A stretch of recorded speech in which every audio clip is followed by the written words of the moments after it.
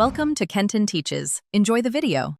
You're already signed in, so start by opening YouTube and tapping Library, then History. Once there, you'll see the combined watch record. Shorts live inside your watch history rather than a separate bin. To narrow results, use the History filter or type Shorts in the History search field if available. This surfaces vertical short-form entries quickly.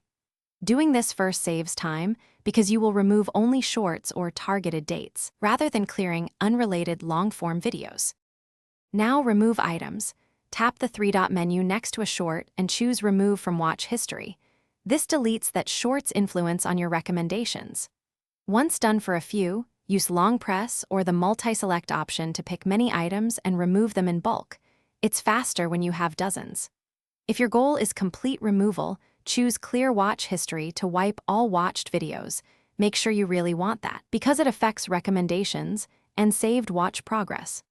Finish by refreshing history to confirm the shorts are gone, and sign out then back in if the list hasn't updated.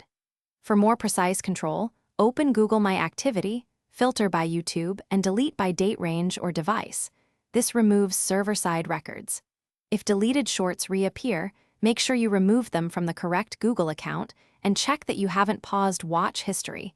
Paused history prevents new removals from syncing. If problems persist, sign out, clear app cache, and repeat.